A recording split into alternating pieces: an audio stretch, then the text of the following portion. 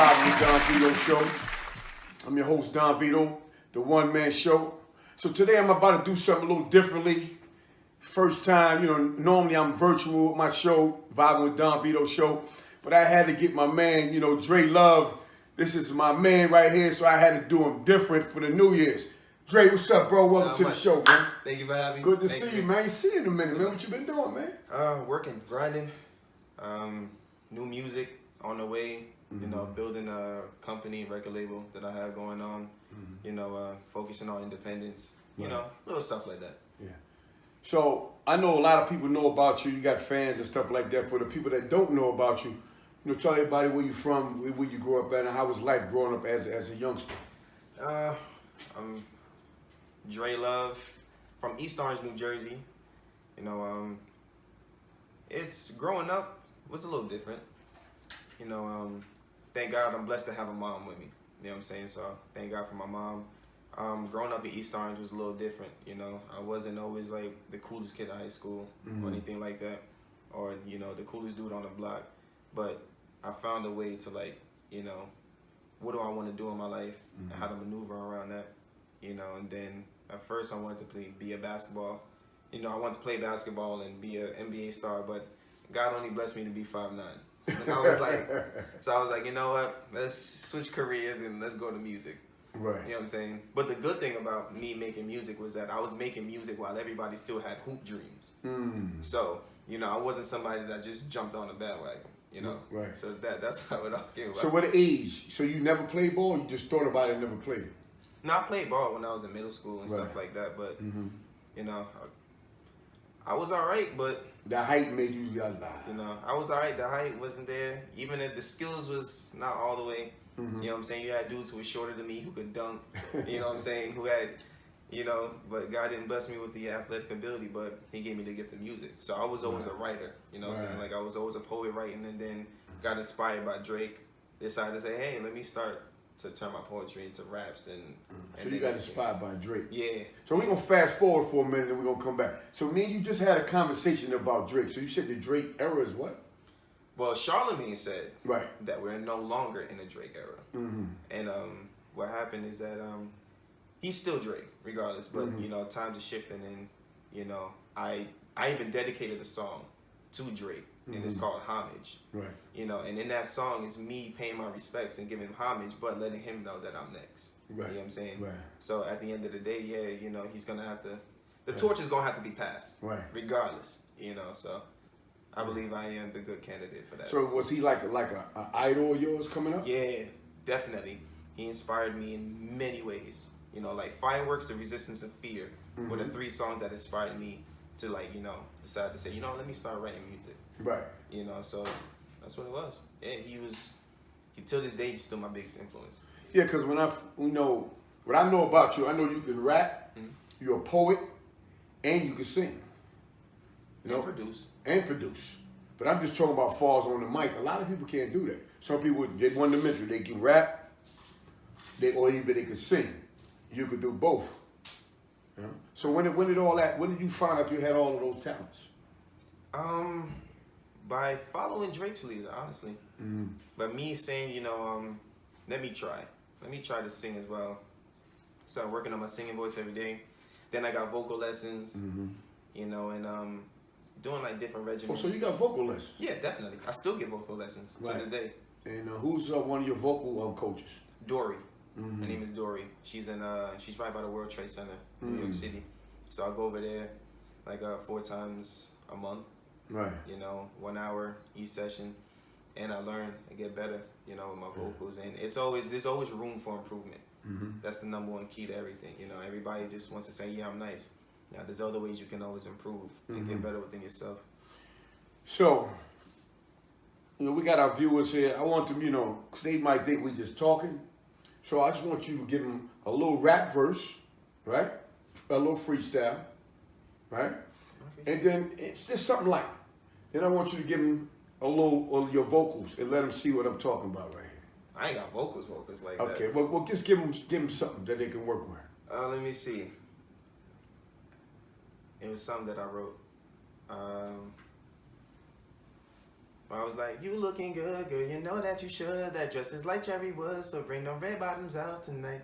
You tell me how, going 1,000 miles, I'm on a gallon per mile, and girl, I wanna make love tonight. You know, those like, that's something that I wrote. So a lot of your songs I noticed had something to do, it's like a lot of love based. Yes. Right. Yes. So 100%. why did they give you the name Dre-Luv? My security guard gave me that name, Dre-Luv. Why? Honest. All right, so when I was in high school, he would always catch me on the cameras, you know, sneaking around with different girls. Right. So he always catch me with a girl, and he was like, Dre-Luv, Dre-Luv, you love them all. Tall, big, short, skinny, you love them all. And he was like, yeah, I see you on the camera. So he always catch me talk to some girl. Then, you know, whenever like we switching classes, he'll catch me on the camera, and he'll see me like, you know, talk to some girl, no matter who it is. And he was like, yeah, I saw you on the camera, Dre-Luv. But he never got me in trouble for it. He always showed me love. So, and then from that point on, I was like, my original stage name was going to be Mr. Williams, because that's my last name. Right. But then when he gave me that name, I was like, I'm glad he gave you that, man. I don't know about Mr. Williams. Man. I don't know about that. My sister said the same thing too, but I think that was like God aligning, you know, all the stars for me. You know what I'm saying? So I thank God for him every single day. So I gotta show him love. Yeah. Yeah. Yeah. When you get that big check, you gotta take him to dinner or something. Yeah, I'm gonna cut him a nice little little check. You know what I'm saying? Make sure that he's well off. Cause kind of like Tata, that was with Jay-Z. Yeah. Jay-Z had started rapping, you know, story. Then he gave up, and Tata he stayed on him, and then he got on. So you know, Jay-Z always gonna take care of that dude. Yeah, I'll make sure he's good for life. Yeah. Yeah, that's. So when you made your first record, how did you feel when you made your first record?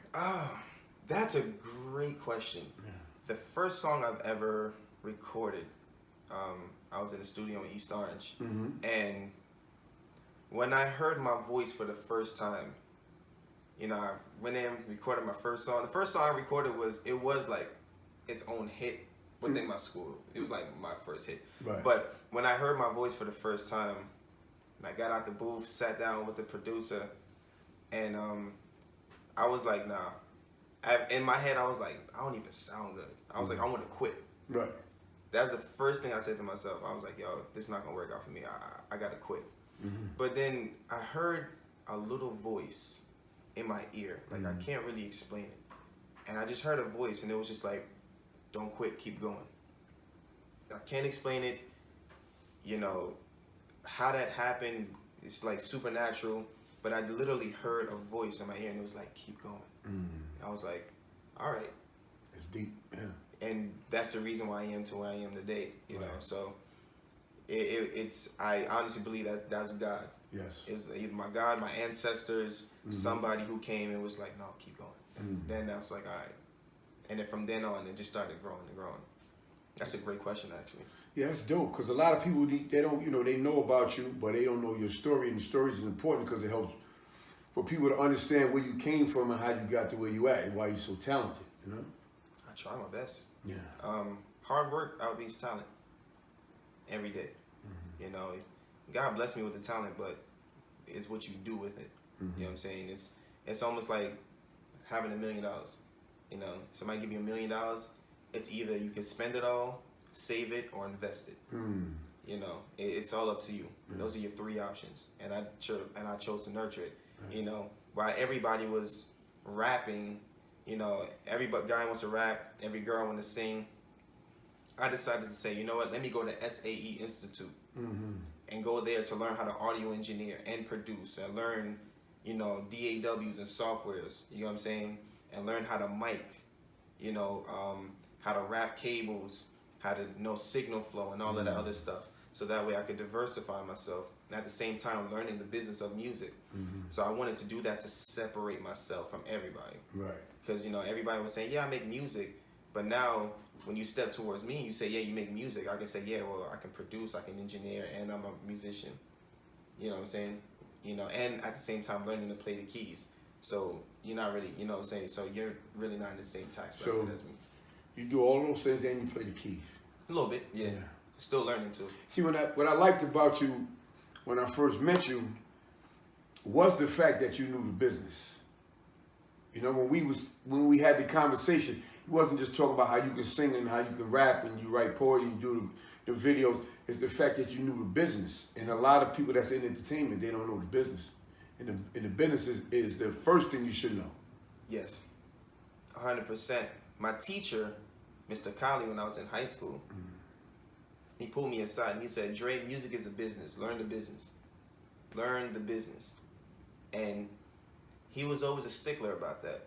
You know, whenever I would do my homework and, you know, I'll hand it in late or whatever the case is, and he always say, Dre, music is a business, man. You got to learn the business. You know, you just want to be an artist, but everything goes hand in hand. You know what I'm saying? If you want to make music, but you don't know the business, you got to go home. This isn't the thing for you. Go get a 9-to-5, call it a day. And which is true. You know, so. So do you have to each song that you have a video to it? Or just only the ones that you feel is the most popular songs? The ones that's a vibe, yeah. Most popular. And some are vibes. Yeah. You know, I try my best to. I'm very big on visuals. Right. You know, you get to see me in motion. Yeah. You know, that's why I do it. Yeah, you working. If you look on your social media, you definitely working. You're definitely working. You're in the studio, you're doing videos, you post all the time. You know, you look good. You know, all that's important to build your brand and stuff like that. So that's part of the learning process, some of the things that you picked up? Yeah, I learned that. It's just hustle. Hustle. You know, what motivates me, honestly, and why I hustle so hard is because, you know, I was taught to never, you know, gloat on anybody's misfortune. But after I graduated high school, I see where a lot of the path that people went down, you know, and I told myself that, no, I don't want to have a kid yet. I don't, you know, just want to settle. You know, everybody's getting into relationships and getting married and just settling, people laying on their backs. And I'm just sitting here and I'm like, nah, man, you got to get to work. You know what I'm saying? You know, everybody's reposting little babies, relationship. I'm saying, nah, man, I want private jets. You know what I'm saying? I want anybody who's associated with me to win. You know, I get this money. I want backstage. I want, you know, I want to be able to meet different artists. That's not the path I want to go down. Right. And as I see everybody falling, you know what I'm saying, I decided to say, all right, well, you fell, God bless you, much love to you, but I'm going to take this time out to elevate myself, you know. And now I can say that so far, you know, I'm very exclusive. So now everybody can't get to me anymore. So now when they look at me, they're like, yeah, he's Dre-Luv. It's like, yeah, appreciate it. You see me, much love. We only exchange numbers, keep it moving. You know what I'm saying? It's all about elevation. And that's the reason why I work hard. I can't settle. This guy's smart, man. That's what I was trying to tell you. Viewers, see, when you get into the music industry, you got to learn all of these components of the industry, because when you come into the music industry now, especially with this pandemic, you got to have at least 85% of your project and your team and everything that goes along with it has to be assembled, has to be done, because it's not the way it used to be. In order to be successful, you got to work, and you got to work hard, you know? 100%. So that's the label? Yeah. So whose label is it? Mine and my sister's. There it is. And the heart resembles the love for Dre-Luv. Yep. So you got the crown, then you got the heart. The King of Love. Or the King of Love. King of Love. So I'm Dre-Luv, but my nickname is also the King of Love. You know what I'm saying? Yeah. So I don't portray myself as a god, Right. king. Right. You know what I'm saying? So Yeah. I'll praise to the Most High. Yeah. So you like this, your songs is for the ladies. Always. Yeah. Only for the ladies. Only for the ladies. I only make music for women. I only make music for women. Yeah. You know, I got a savage side to me, but only for the ladies. You know. Your So, fellas don't, you know, support them, go cop that, but it's for the ladies, you know? All right? Y'all keep that in mind. King Dre-Luv. yeah, I try my best to. So what you got going on right now that people don't know about? All right, so I have an album, a series album. It's called Love Series. So it's gonna be like anywhere from like 5 to 7 series, and each album has 3 songs, Right. no more than 3. So I'm gonna drop that periodically throughout the year. You know, one is gonna be on my birthday, of course. The other one is gonna maybe be 4th of July. There's one that's releasing on Valentine's Day. So, you know, just dropping things like that.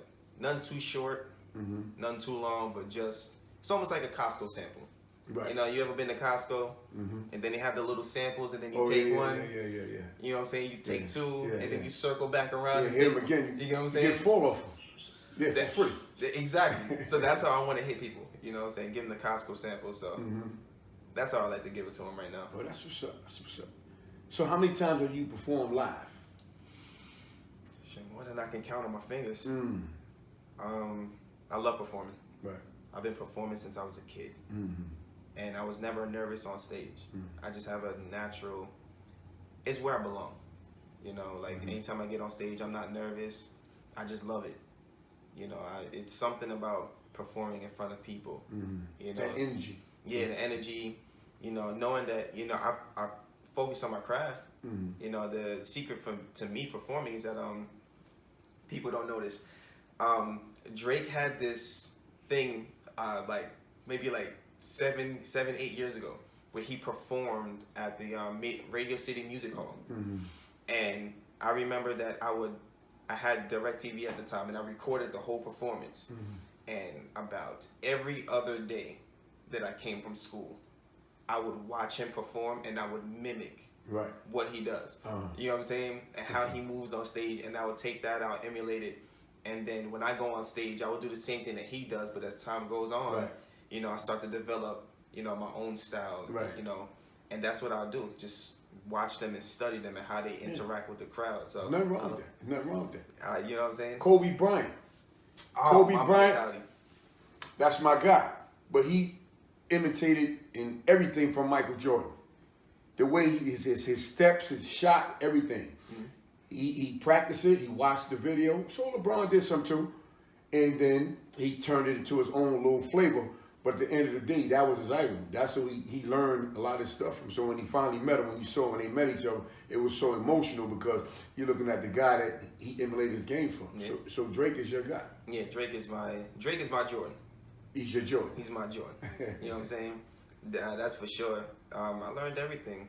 I learned a lot from him. You know, and the way how he, you know, he built his brand, I do it like the same way as well.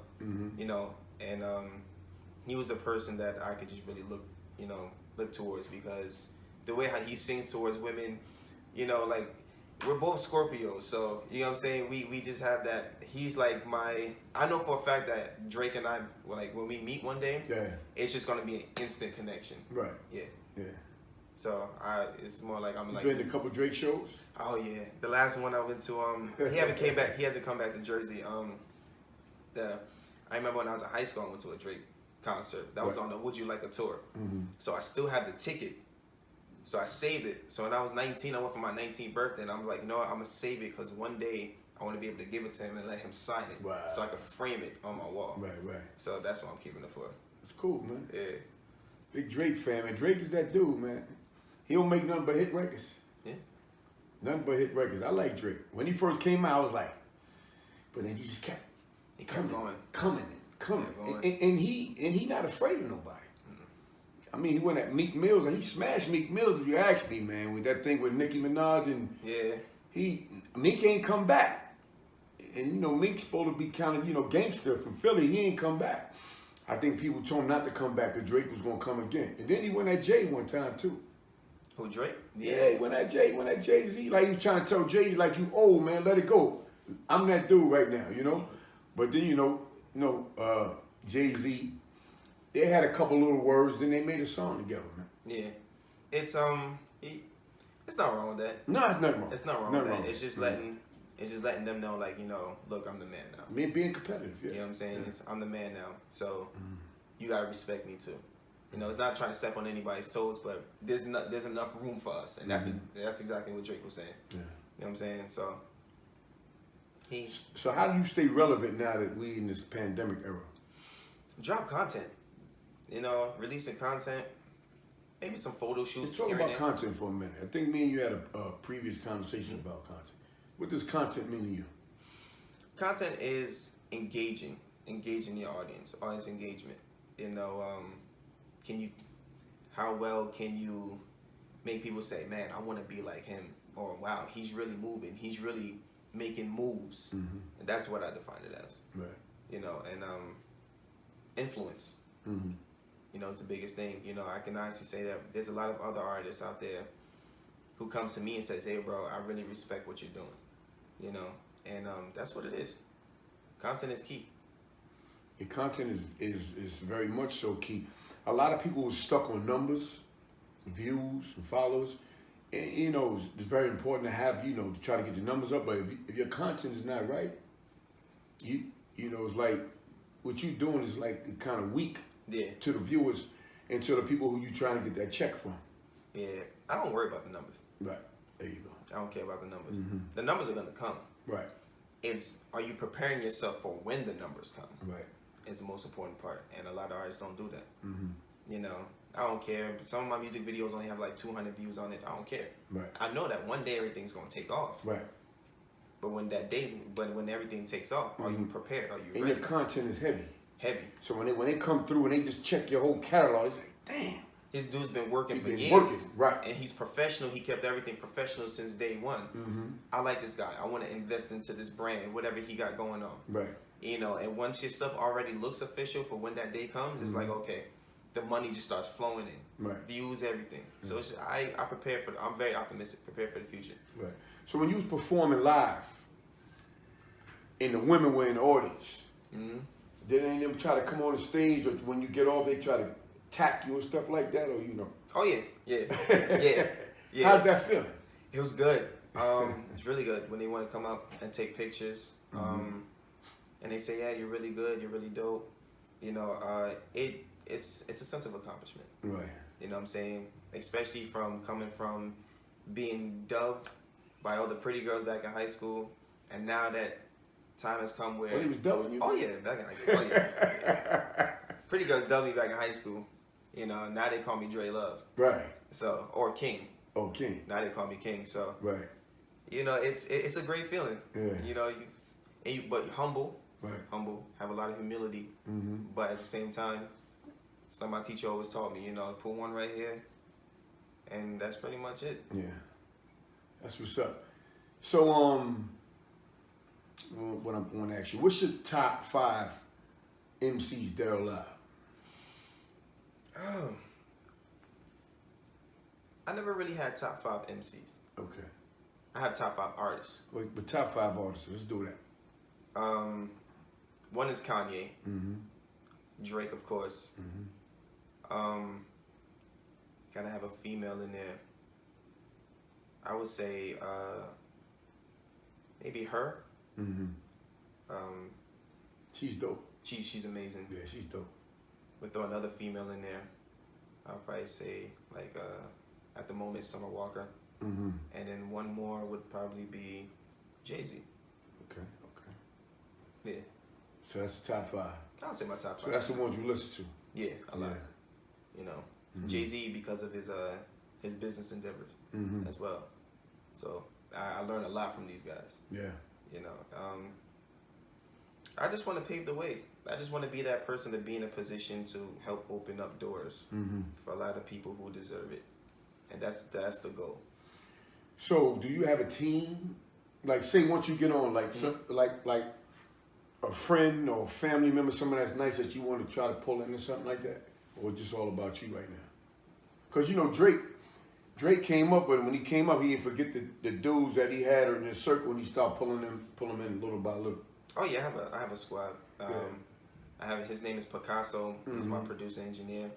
At the same time, he's definitely there. My guy Rick, he's the one who created the Dre-Luv image, the logo, everything.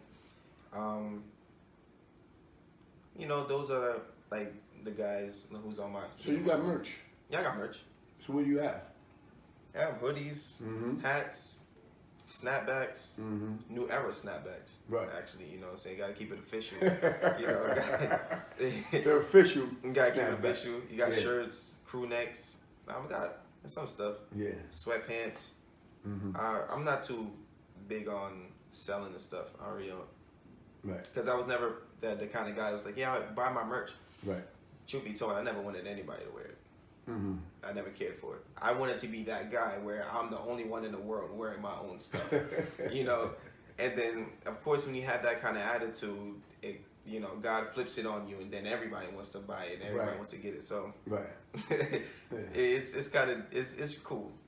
I mean, it's different, man. You know, it's different. It's nice. I like it. Thank You know, King of Love. Yeah, Yeah. All right. I try my best to build a brand. Mm-hmm. You know, so now when I go to the malls, anybody who doesn't, now I got my mask on my face, but people are like, yo, I run into some of my classmates and I'm like, yo, you're Dre-Luv, what's up? I recognize you by your logo. Mm-hmm. You know what I'm saying? So now it's starting to get, you know, Yeah. it's starting to get embedded in people's subconscious. So Right. yeah, Yeah, it's a good feeling. yeah, it's, They was fronting on you before. Yeah. Now everybody coming around. yeah. Man. I wouldn't say I have a lot of supporters. I have a lot of people who watch me. Mm. You know, so they can't say that, oh, your music is trash. You know, we passed that level now. Mm-hmm. Now they're more watching me in the sense of, let's watch to see if he's gonna fail, if he's really gonna make it. Mm. That's what it is now. So everybody, you know, it's hard to talk trash about somebody who's constantly working. Mm-hmm. You know, always in the studio, new content. You can't say that because then you look like a hater. Right. So now I'm at the level now, they're just watching me and they say, oh, is he gonna fail? What is he gonna do? Is he gonna fail? Is he really gonna make it? Mm-hmm. He's 26 with no kids, no distractions. Where is this gonna go? Right. And that's where I'm at right now. Yeah. Well, we're there. Mm-hmm. We're there right now. So Yeah. yeah. That's what's up. So if people wanted to get at you, tell them with your social media links and stuff like that. You can just Google me. Just go on Google and type in Dre-Luv, Dreluv, and everything will just pop up. Yeah. Yeah. And what about you got a website or you just go on Google? You go on Google. Just go on Google, type in Dre-Luv. You'll see everything. Apple Music, Spotify, Instagram, Twitter, Yeah, tell them. YouTube, Yeah. all that. Yeah, working. Yeah, we just working. Yeah. You know what I'm saying? Mhm. I'm constantly building my team, and I already know who's gonna be on my team.